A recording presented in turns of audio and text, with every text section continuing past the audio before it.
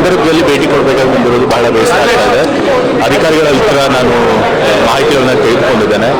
ಅಲ್ಲಿ ಮಾರಾ restaurant bar ಅಂತ ಹೇಳಿ ದಟ್ಟಿಗಳಲ್ಲಿ ರಿಂಗ್ ರೋಡ್ನಲ್ಲಿ ಒಂದು ಬಾರ್ ಆ್ಯಂಡ್ ರೆಸ್ಟೋರೆಂಟ್ ಇದೆ.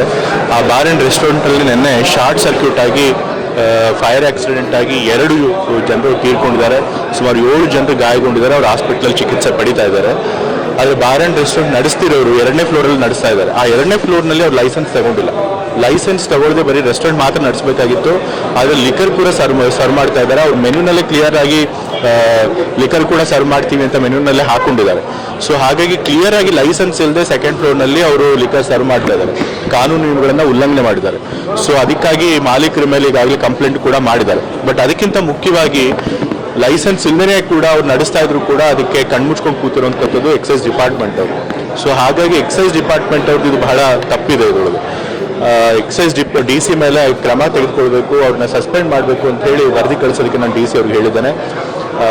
ಮತ್ತೆ ಈ ರೀತಿ ಇನ್ನೂ ವ್ಯಾಪಕವಾಗಿ ನಡೀತಾ ಇದೆ ಅನ್ನೋದು ಕೂಡ ನನ್ನ ಎಷ್ಟೊಂದು ಜನ ಮಾಹಿತಿ ಕೊಟ್ಟಿದ್ದಾರೆ. ಜನರು ಕೂಡ ಕೊಟ್ಟಿದ್ದಾರೆ, ಪತ್ರಕರ್ತರು ಕೂಡ ಕೊಟ್ಟಿದ್ದಾರೆ, ಅಧಿಕಾರಿಗಳು ಕೂಡ ಕೊಟ್ಟಿದ್ದಾರೆ. ರಿಂಗ್ ರೋಡ್ನಲ್ಲೆಲ್ಲ ಕೆಲವು ರೆಸ್ಟೋರೆಂಟ್ಗಳಲ್ಲಿ ಲೈಸೆನ್ಸ್ ಇಲ್ಲದೇ ಲಿಕರ್ ಸರ್ವ್ ಮಾಡ್ತಿದ್ದಾರೆ ಅಂತ ಹೇಳಿ. ಸೊ ಇದಕ್ಕೆಲ್ಲದಕ್ಕೂ ಎಕ್ಸೈಸ್ ಡಿಪಾರ್ಟ್ಮೆಂಟಲ್ಲಿರುವಂತಹ ಒಂದು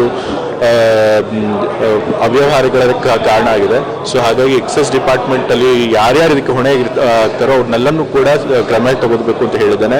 ಪೊಲೀಸರಿಗೂ ಕೂಡ ಸೂಚನೆ ಕೊಟ್ಟಿದ್ದಾನೆ. ರಿಂಗ್ ರೋಡ್ನಲ್ಲಿ ಏನೇನು ರೆಸ್ಟೋರೆಂಟ್ಗಳಿರ್ತವೆ, ಬಾರ್ ಆ್ಯಂಡ್ ರೆಸ್ಟೋರೆಂಟ್ಗಳಿರ್ತಾರೆ, ಎಲ್ಲ ಕಡೆಗೂ ಭೇಟಿ ಕೊಟ್ಟು ವಿತೌಟ್ ಲೈಸೆನ್ಸ್ ಯಾರಾದರೂ ಲಿಕರ್ ಸರ್ವ್ ಮಾಡ್ತಿದ್ರೆ ಎಕ್ಸೈಸ್ ಇನ್ಸ್ಪೆಕ್ಟರ್ ಸೇರಿಕೊಂಡು ನೀವು ಅಲ್ಲಿ ಹೋಗಿ ಭೇಟಿ ಕೊಟ್ಟು ಇನ್ಸ್ಪೆಕ್ಟ್ ಮಾಡಿ ವಿತೌಟ್ ಲೈಸೆನ್ಸ್ ಸರ್ವ್ ಮಾಡ್ತಿದ್ರೆ ಅಂಥವ್ರ ಮೇಲೆ ಕ್ರಮ ತೆಗೆದುಕೊಳ್ಬೇಕು ಅಂತ ಹೇಳಿದ್ದಾನೆ. ಮತ್ತು ಫೈರ್ ಸೇಫ್ಟಿ ಮೆಷರ್ಸು ಕೂಡ ಅಲ್ಲಿ ಯಾವುದನ್ನೇ ಮಾಡಿಲ್ಲ. ಆ ಮಾರಾ ರೆಸ್ಟೋರೆಂಟ್ ಯಾವುದೊಂದು ಆಫ್ರಿಕನ್ ಥೀಮ್ನಲ್ಲಿ ಮಾಡಿದ್ದಾರೆ. ಸೊ ಆಫ್ರಿಕನ್ ಥೀಮಲ್ಲಿ ಮಾಡಿರೋದ್ರಿಂದ ಹುಲ್ಲು, ಬಿದಿರು, ಆ ರೀತಿ ಇನ್ಫ್ಲೇಮೇಬಲ್ ಮೆಟೀರಿಯಲ್ಸ್ನ ಹೆಚ್ಚಾಗಿ ಬಳಸ್ಕೊಂಡ್ಬಿಟ್ಟಿದ್ದಾರೆ. ಆದರೆ ಫೈರ್ ಸೇಫ್ಟಿ ಮೆಷರ್ಸ್ ಯಾವುದೂ ಇಟ್ಕೊಂಡಿಲ್ಲ. ಸೊ ಹಾಗಾಗಿ ಸಣ್ಣ ಶಾರ್ಟ್ ಸರ್ಕ್ಯೂಟ್ ಆದ ತಕ್ಷಣ ಅದು ಬೆಂಕಿ ಬೇಗ ಸ್ಪ್ರೆಡ್ ಆಗೋಗ್ಬಿಟ್ಟಿದೆ. ಸೊ ಹಾಗಾಗಿ ಫೈರ್ ಸೇಫ್ಟಿ ಮೆಷರ್ಸ್ ಕೂಡ ಪಡ್ಕೊಂಡಿಲ್ಲ. ಸೊ ಫೈರ್ ಡಿಪಾರ್ಟ್ಮೆಂಟಲ್ಲೂ ಕೂಡ ಈ ಫೈರ್ ಸೇಫ್ಟಿ ಮೆಷರ್ಸ್ ಇಲ್ಲದೇ ಅವ್ರು ನಡೆಸೋದಕ್ಕೆ ಅವಕಾಶ ಮಾಡಿಕೊಟ್ಟಿದ್ದಕ್ಕೆ ಅದಕ್ಕೂ ಸಂಬಂಧಪಟ್ಟ ಅಧಿಕಾರಿಗಳ ಮೇಲೆ ಕ್ರಮ ತೆಗೆದುಕೊಳ್ಬೇಕು ಅಂತೇಳಿ DC ಸೂಚನೆ ಕೊಟ್ಟಿದ್ದಾನೆ. ಮೈಸೂರಿನಲ್ಲಿ ಕಮರ್ಷಿಯಲ್ ಕಾಂಪ್ಲೆಕ್ಸ್ಗಳಲ್ಲೇ ಇರಲಿ, ಎಲ್ಲ ಕಮರ್ಷಿಯಲ್ ಕಾಂಪ್ಲೆಕ್ಸಲ್ಲೂ ಕೂಡ ಈ ಫೈರ್ ಸೇಫ್ಟಿ ಮೆಷರ್ಸ್ನ ಸರಿಯಾಗಿ ಪಾಲಿಸಿದಾರಾ ಇಲ್ವಾ ಅದನ್ನು ಕೂಡ ಅಧಿಕಾರಿಗಳು ಇನ್ಸ್ಪೆಕ್ಟ್ ಮಾಡಬೇಕು ಅಂತ ಹೇಳಿದರು. ಅಂದ್ರೆ ಈಗ DC ಅವರ ಸಸ್ಪೆನ್ಷನ್ಗೆಲ್ಲ ತಾವು ಒತ್ತಾಯ ಮಾಡ್ತಾರೆ. ಈಗಾಗಲೇ ಕ್ಲಿಯರ್ ಆಗಿ ಅವರು ಲೈಸೆನ್ಸ್ ಇಲ್ಲದೆ ನಡೆಸ್ತಾ ಇದ್ದಾರೆ. ಅದಕ್ಕೆ ಹೊಣೆಗಾರಿಕೆ ಅವರು ಒಪ್ಕೋಬೇಕಾಗುತ್ತೆ.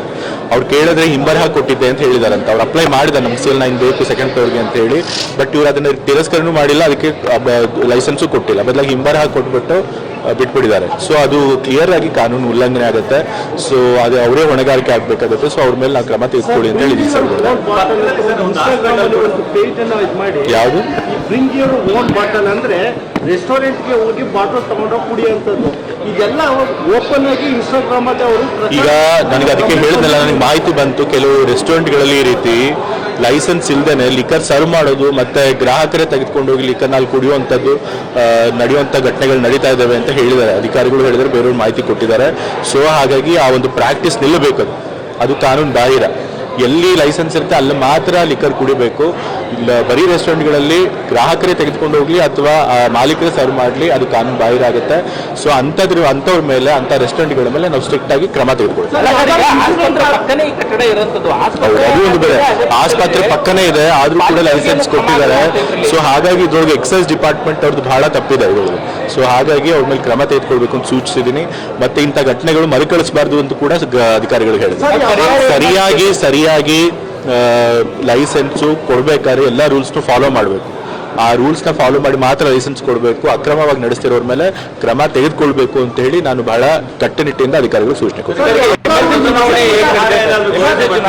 ಏನಾದ್ರು ಒಂದು ಸುಧಾರಣೆ ಆಗಬೇಕು ಅಂದ್ರೆ ಯಾವ್ದಾದ್ರು ಒಂದು ಇಬ್ರು ಸಾಯ್ಬೇಕು, ಒಂದು ಏನಾದ್ರು ಆ ಪರಿಸ್ಥಿತಿ ಆಗಿದೆ. ಅದಕ್ಕೆ ಮೊದಲೇ ಎಚ್ಚೆತ್ತುಕೊಳ್ಳುವಂಥದ್ದಕ್ಕೆ ಈಗ ಅಧಿಕಾರಿಗಳು ಸರಿಯಾಗಿ ಕೆಲಸ ಮಾಡ್ತಾರೆ ಅನ್ನೋ ನಂಬಿಕೆ ಇರುತ್ತೆ ನಮ್ಗೆ. ಅನ್ಲೆಸ್ ಏನಾದರೂ ಯಾರಿಂದಾದ್ರೂ ಕಂಪ್ಲೇಂಟ್ ಬರದೇ ಹೋದ್ರೆ ನಾವು ಅದ್ರ ಮೇಲೆ ಕ್ರಮ ತೆಗೆದುಕೊಳ್ಳೋಕ್ಕಾಗಿರೋದಿಲ್ಲ. ಯಾಕಂದ್ರೆ ನಾವೆಲ್ಲ ಕಡೆ ಹೋಗಿ ನೋಡೋದಿಲ್ವಲ್ಲ.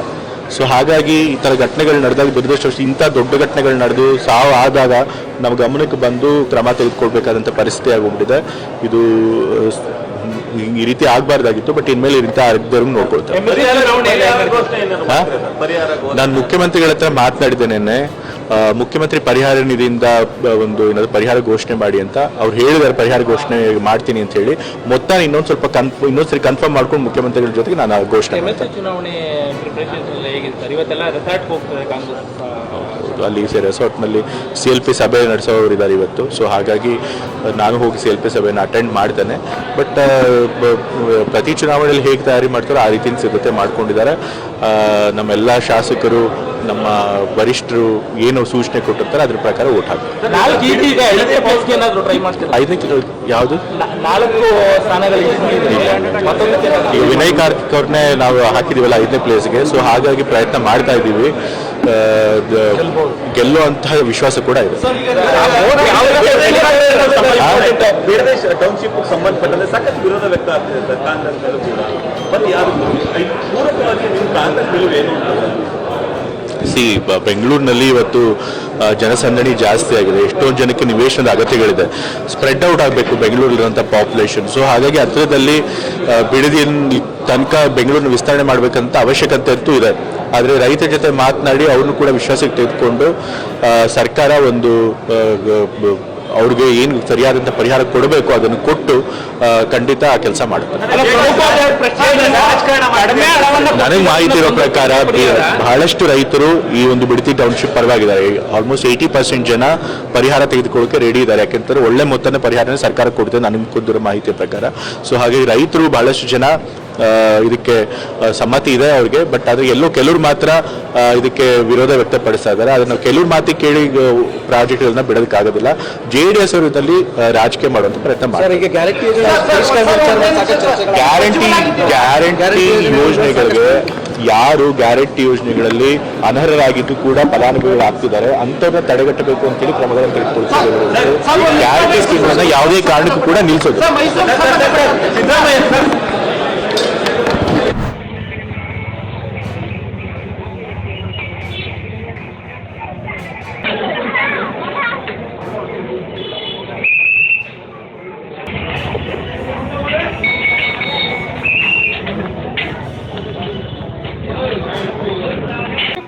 ಅಲ್ಲಿ ಎಷ್ಟು ತಗೋತಿದ್ರು ಗೊತ್ತಾ?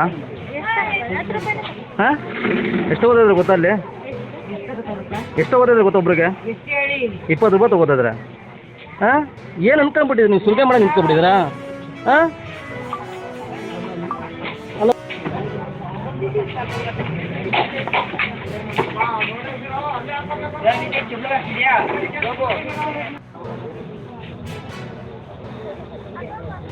ಬನ್ನಿ, ಎಲೆ ಕಟ್ಟೆ ವರ್ಷ ಬನ್ನಿ ಸೈಡ್.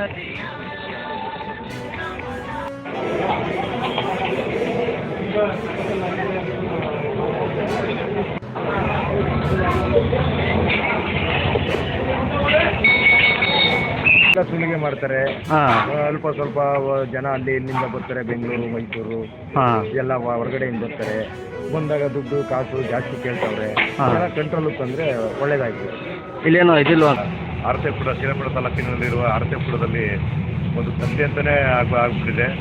ಪ್ರತಿಯೊಂದು ಅಮಾವಾಸ್ಯೆ ಹುಣ್ಣಿಮೆದಲ್ಲೂ 500,000 ರೂಪಾಯಿ ಬೇಕಾಗುತ್ತೆ ಒಂದು ಪೂಜೆ ಮಾಡಿಸೋದಕ್ಕೆ. ಬಡವರೆಲ್ಲ ಎಲ್ಲೋ ಹೋಗ್ತಾರೆ, ತುಂಬ ಕಷ್ಟ ಆಗ್ತದೆ. ಅಲ್ಲಿ ಒಂದು ತಂದೆ ಅಂತಾನೆ ಮಾಡ್ಕೊಬಿಟ್ಟಿದ್ರೆ ಅಲ್ಲಿ ಒಂದು ಮೊಟ್ಟೆ ಹೊಡಿಕಾಲಿ, ಒಂದು ಇದೊಡಿದಕ್ಕಾಗಲಿ ತುಂಬ ಕಷ್ಟ ಆಗ್ಬಿಟ್ಟಿದೆ ಅಲ್ಲಿ.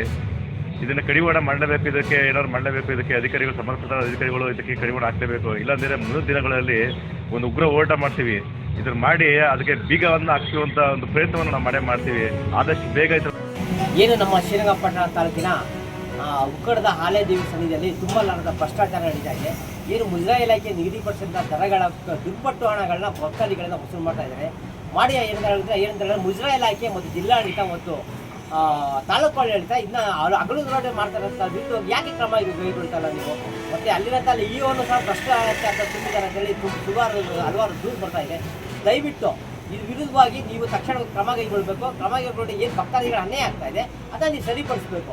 ಅದನ್ನ ಬಿಟ್ಟು ನೀವು ಅವ್ರ ಜೊತೆನೇ ಒಂದು ಕೈ ಜೋಡಿಸೋ ಮುಖಾಂತರ ಭಕ್ತರಿಗೆ ತುಂಬ ಅನ್ಯಾಯ ಮಾಡ್ತಾ ಇದ್ದೀರಾ. ದಯವಿಟ್ಟು ಮುಂದಿನ ದಿನಗಳೇ ನೀವು ಸರಿಪಡಿಸಿಲ್ಲ ಅಂತ ಹೇಳಿದ್ರೆ ಮಂಡ್ಯ ರಕ್ಷಣಾ ವೇದಿಕೆ ಒಂದು ಹಲವಾರು ಸಂಘಟನೆಗಳು ಭಕ್ತರು ಸೇರಿ ನಿಮ್ಮ ಒಂದು ಏನು ತಾಳಗಳ ಆಡಳಿತ ಮತ್ತು ಜಿಲ್ಲಾಡಳಿತ ಮತ್ತು ಮುಜರಾಯಿ ಇಲಾಖೆ ವಿರುದ್ಧವಾಗಿ ಉಗ್ರ ಹೋರಾಟ ಮಾಡಬೇಕಾಗುತ್ತೆ ಅಂತ ಎಚ್ಚರಿಸ್ತಾ ಇದ್ದೀನಿ. ಜೈ ಹಿಂದ್, ಜೈ ಕರ್ನಾಟಕ.